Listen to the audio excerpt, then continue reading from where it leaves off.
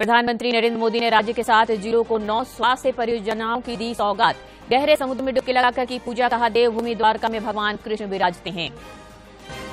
मुख्यमंत्री चंपई सोरेन ने आज साहेबगंज दौरे में अबू आवास योजना के लाभुकों के बीच बांटा स्वीकृति पत्र। 3 महीने में 9 लाख लोगों को आवास उपलब्ध कराने का है संकल्प। केंद्रीय मंत्री हरदीप सिंह पुरी ने संताल परगना के कई जिलों में पाइपलाइन से गैस देने की योजना का किया उद्घाटन शिलान्यास। और रांची में भारत और इंग्लैंड के बीच चौथे टेस्ट मैच की दूसरी पारी में इंग्लैंड 145 रनों पर सिमटी। आर अश्विन ने लिए 5 विकेट। जीत के लिए टीम इंडिया को कर चाहिए 152 रन।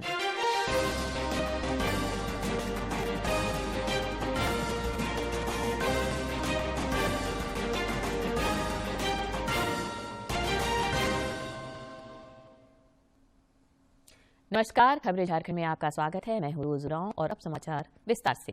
प्रधानमंत्री नरेंद्र मोदी ने अपने गुजरात दौरे के क्रम में राजकोट से देश के 48,100 करोड़ रुपए से अधिक की विभिन्न विकास परियोजनाओं का उद्घाटन और शिलान्यास किया। इस दौरान उन्होंने 11,500 करोड़ रुपए की लागत की स्वास्थ्य परियोजनाओं की आधारशिला भी रखी और 5 एम्स का लोकार्पण किया। इस दौरान प्रधानमंत्री ने कहा कि यह विकसित होती भारत की रूपरेखा है। उन्होंने कहा कि हर नागरिक तक स्वास्थ्य सुविधा सुलभ कराना हमारी सरकार की प्राथमिकता है। रहा है। कुछ दिन पहले ही मैं जम्मू कश्मीर में था। वहां से मैंने IIT Bhilai, IIT Tirupati, triple IT DM Kurnool, IIM Bodhgaya, IIM Jammu, IIM Visakhapatnam और आईआईएस कानपुर के कैंपस का एक साथ जम्मू से लोकार्पण किया था। और अब आज यहां राजकोट से AIIMS Rajkot, AIIMS Raebareli, AIIMS Mangalagiri, AIIMS Bathinda और एम्स कल्याणी का लोकार्पण हुआ है। इस कार्यक्रम के तहत प्रधानमंत्री नरेंद्र मोदी ने झारखंड में भी विभिन्न स्वास्थ्य परियोजनाओं का ऑनलाइन उद्घाटन किया। रांची स्थित रिम्स के शैक्षणिक भवन में आयोजित मुख्य कार्यक्रम में राज्य के स्वास्थ्य मंत्री बन्ना गुप्ता, विधायक सीपी सिंह और समरीलाल समेत अन्य गणमान्य लोग मौजूद थे।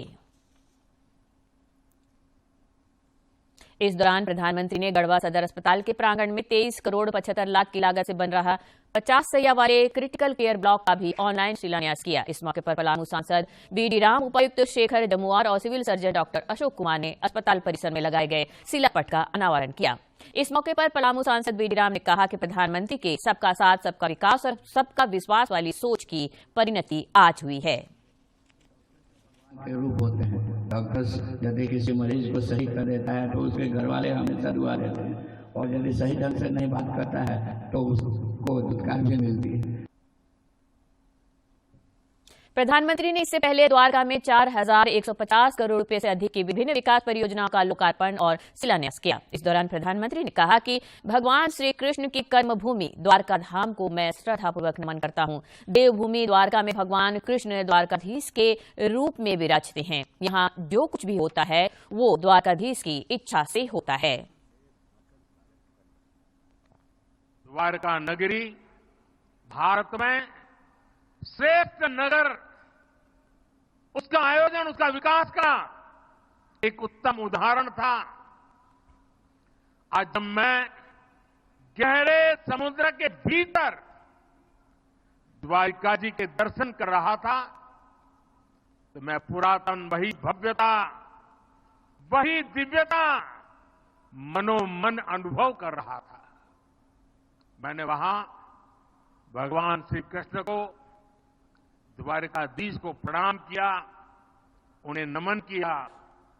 मैं अपने साथ मोर पंख भी लेकर गया था, जिसे मैंने प्रभु कृष्ण का स्मरण करते हुए वहां अर्पित किया। मेरे लिए कई वर्षों से, जब मैंने पुरातत्वविदों से ये जाना था तो एक बहुत बड़ी जिज्ञासा थी। मन करता था कभी न कभी समुद्र के भीतर जाऊंगा और उस द्वारिका नगरी के जो भी अवशेष हैं उसे छू करके श्रद्धा भाव से नमन करूंगा। अनेक वर्षों की मेरी वो इच्छा आज पूरी हुई। मेरा मन बहुत गदगद है, मैं भाव विभोर हूं। दशकों तक जो सपना संजोया हो और उसे आज उस पवित्र भूमि को स्पर्श करके पूरा हुआ होगा, आप कल्पना कर सकते हैं मेरे भीतर कितना अभूत आनंद होगा। प्रधानमंत्री ने गहरे समुद्र में पानी के अंदर जाकर उस स्थान पर प्रार्थना की जहां जलमग्न द्वारका शहर है।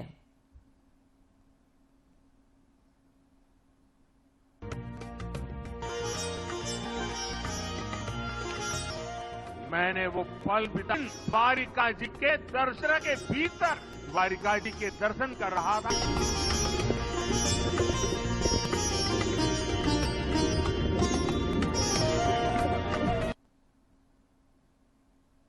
प्रधानमंत्री नरेंद्र मोदी ने आज आकाशवाणी पर मासिक मन की बात कार्यक्रम में विविध विषयों पर विचार साझा किए। इस दौरान रांची रेलवे स्टेशन पर मौजूद लोगों ने मन की बात कार्यक्रम को सुना और उसकी तस्वीर भी मन की बात कार्यक्रम में दिखी।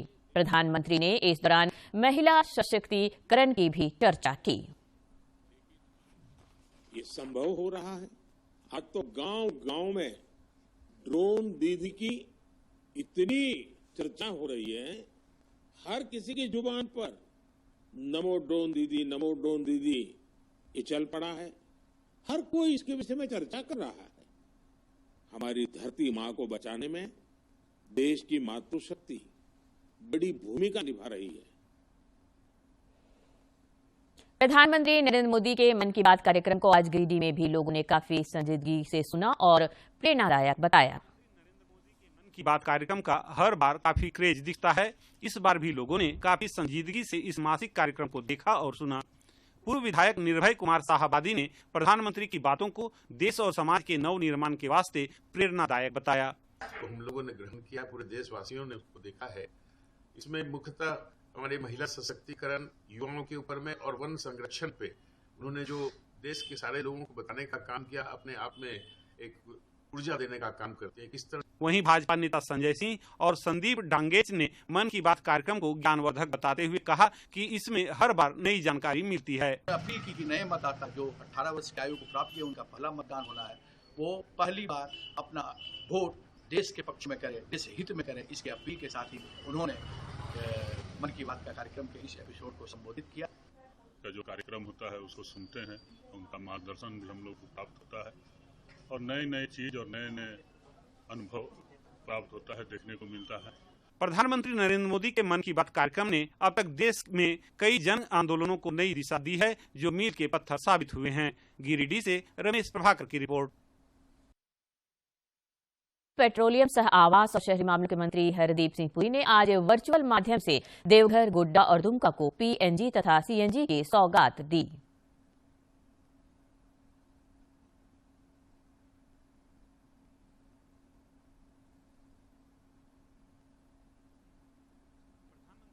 मोदी के कुशल नेतृत्व में केंद्र सरकार संथाल परगना में सुविधाओं के विस्तार पर खास जोर दे रही है, ताकि लोगों का जीवन आसान बनाया जा सके।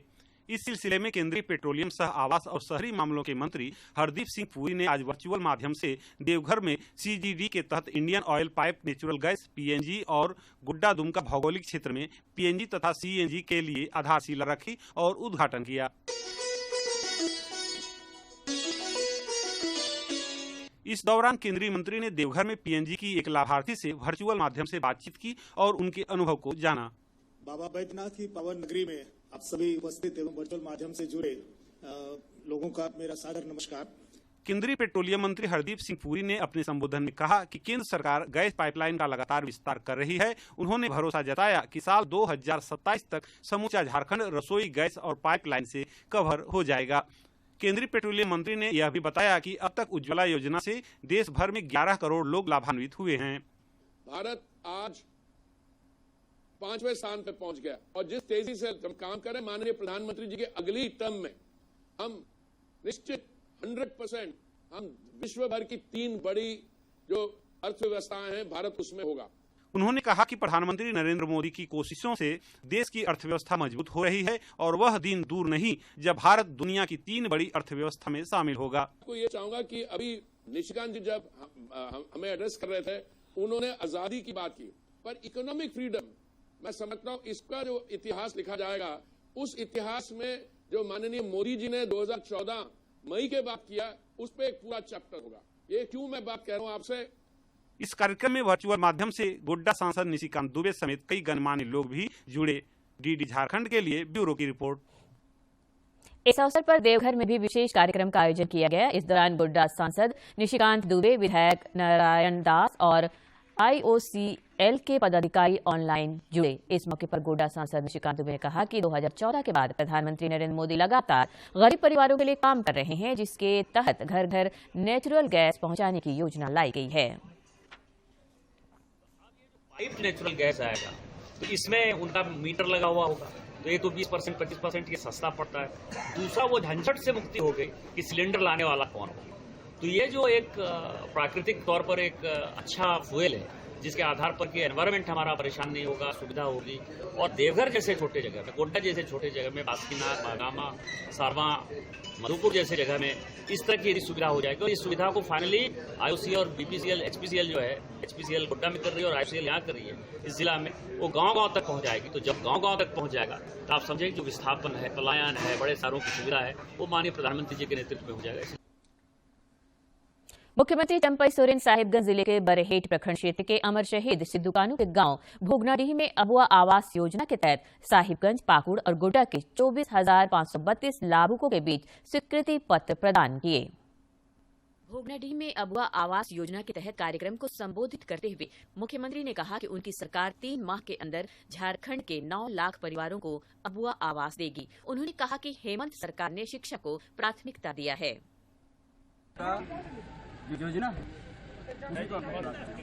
मुख्यमंत्री ने कहा कि संथाल परगना में पाइपलाइन द्वारा खेतों में सिंचाई की व्यवस्था की जा रही है। साथ ही वृद्धा पेंशन, ग्राम गाड़ी योजना और अबुआ आवास योजनाओं के जरिए लोगों को मजबूत बनाने का प्रयास किया जा रहा है। उसमें वृद्धा पेंशन वाला फ्री, कोई पैसा नहीं लगेगा। विद्यार्थी, पढ़ने वाला बच्चा लोग सब फ्री चढ़ेंगे। विधवा पेंशन भी फ्री, विकलांग भी फ्री, नेत्रहीन भी फ्री। कार्यक्रम को मंत्री सत्यानंद भोक्ता ने भी संबोधित किया। उन्होंने कहा कि राज्य सरकार गरीबों के विकास के लिए हर संभव प्रयास कर रही है। तन वस्त्र नहीं है, पेट में नहीं है, उनको पानी नहीं मिलता है, घर में बिजली नहीं है, वैसे लोगों को लाभ कैसे दिया जाए। माननीय मुख्यमंत्री अभियान चलाया कि हम लोग शिविर लगाकर सभी जरूरतमंदों को हम लोग लाभ पहुँचाने का काम करें। कार्यक्रम में राजमहल सांसद विजय कुमार हांसदा, विधायक प्रदीप यादव, विधायिका दीपिका पांडे सिंह समेत बड़ी संख्या में लोग उपस्थित थे। साहिबगंज से संजय गुप्ता की रिपोर्ट। झारखंड केंद्रीय विश्वविद्यालय 28 फरवरी को अपना 3रा दीक्षांत समारोह मनाने जा रहा है। भारत की राष्ट्रपति द्रौपदी मुर्मू समारोह की मुख्य अतिथि होंगी। केंद्रीय विश्वविद्यालय 28 फरवरी को अपना 3रा दीक्षांत समारोह मनाएगा।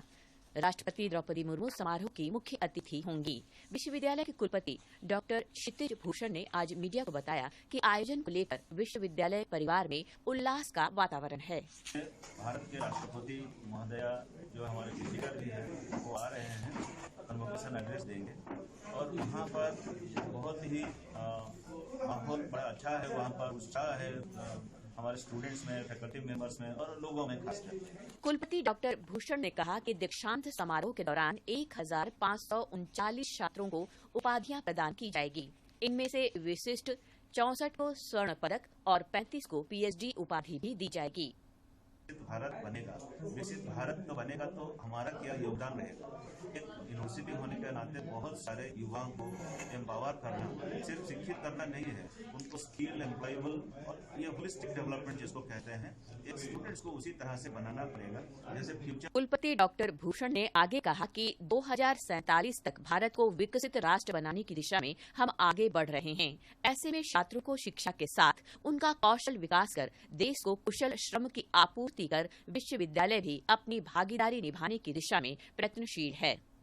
स्टूडेंट्स को गोल्ड मेडल मिलेगा और उसमें से फिर 3 जो है बेस्ट ग्रेजुएट्स हैं 3 साल वो उनको मिलेगा और 3 जो चांसलर मेडल मिलेगा और उसके बावजूद 35 स्टूडेंट्स जो है स्कॉलर्स हैं उनको PhD डिग्री अवार्ड होगा। कुलपति ने बताया कि विश्वविद्यालय में प्रवेश के लिए आवेदनों में 30% का इजाफा देखा जा रहा है, जो हौसला बढ़ाने वाला है। उन्होंने कहा कि बतौर राष्ट्रपति श्रीमती द्रौपदी मुर्मू पहली बार विश्वविद्यालय प्रांगण में आ रही हैं। इसका सकारात्मक प्रभाव विश्वविद्यालय की प्रगति पर पड़ेगा। रांची से अवधेश गौतम की रिपोर्ट। विकसित भारत संकल्प यात्रा के रांची के चुटिया के महादेव मंडा परिसर पहुंचने पर अपार जन समर्थन मिला।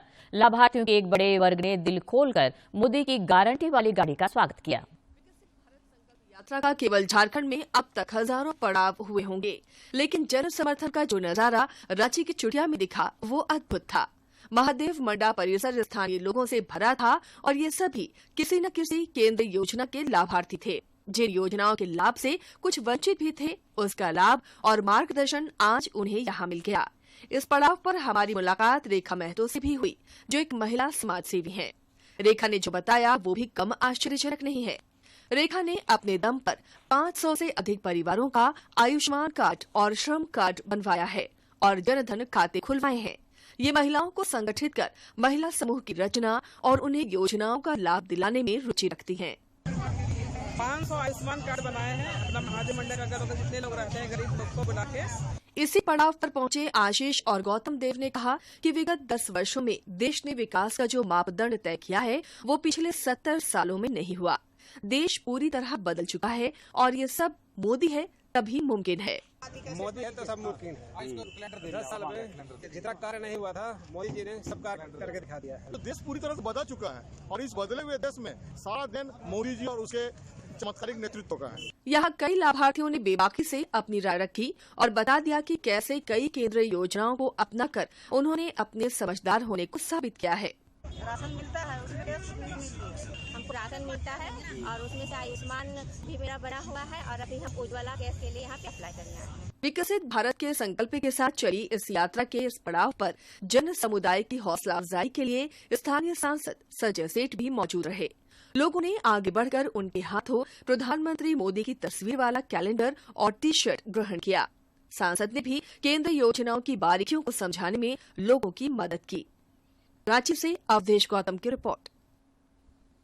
प्रधानमंत्री नरेंद्र मोदी कल झारखंड को विभिन्न विकास परियोजनाओं की सौगात देंगे। प्रधानमंत्री नई दिल्ली से सरायकेला खरसावां में बने रेलवे ओवरब्रिज और हजारीबाग रोड स्टेशन पर बहुप्रतीक्षित रेलवे ओवरब्रिज निर्माण कार्य का शिलान्यास करेंगे।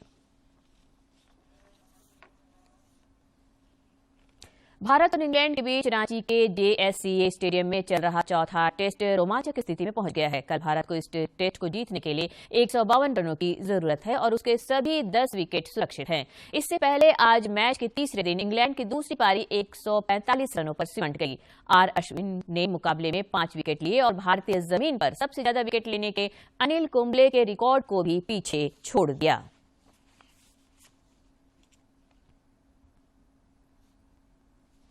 रांची में आगामी 3 दिनों तक बारिश का पूर्वानुमान है। 28 फरवरी से मौसम के साफ होने की संभावना है। आगामी 27 फरवरी को राज्य में कुछ स्थानों पर तेज हवाएं चल सकती है। इसके लिए मौसम विज्ञान केंद्र ने येलो अलर्ट जारी किया है। मौसम विज्ञान केंद्र के वैज्ञानिकों ने बताया है कि न्यूनतम तापमान में अगले 3 से 4 दिनों में 2 से 3 डिग्री सेल्सियस तक की वृद्धि के आसार हैं। और अब एक नजर डालते हैं प्रमुख शहरों के आज के तापमान पर। राजधानी रांची का अधिकतम तापमान 25.6 और न्यूनतम 14.3 डिग्री सेल्सियस रिकॉर्ड किया गया। जमशेदपुर का अधिकतम तापमान 26.4 और न्यूनतम 18.2 तथा डाल्टनगंज का अधिकतम तापमान 27 और न्यूनतम तापमान 14.5 डिग्री सेल्सियस रिकॉर्ड किया गया। और अंत में मुख्य समाचार एक बार फिर। प्रधानमंत्री नरेंद्र मोदी ने राज्य के 7 जिलों को 9 स्वास्थ्य परियोजनाओं की दी सौगात। गहरे समुद्र में डुबकी लगाकर की पूजा। कहा देवभूमि द्वारका में भगवान कृष्ण विराजते हैं। मुख्यमंत्री चंपई सोरेन ने आज साहिबगंज दौरे में अबुआ आवास योजना के लाभुकों के बीच बांटा स्वीकृति पत्र। 3 महीने में 9 लाख लोगों को आवास उपलब्ध कराने का है संकल्प। केंद्रीय मंत्री हरदीप सिंह पुरी ने संताल परगना के कई जिलों में पाइपलाइन से गैस देने की योजना का किया उद्घाटन शिलान्यास। और रांची में भारत और इंग्लैंड के बीच चौथे टेस्ट मैच की दूसरी पारी में इंग्लैंड 145 रनों पर सिमटी। अश्विन ने लिए 5 विकेट। जीत के लिए टीम इंडिया को चाहिए 152 रन।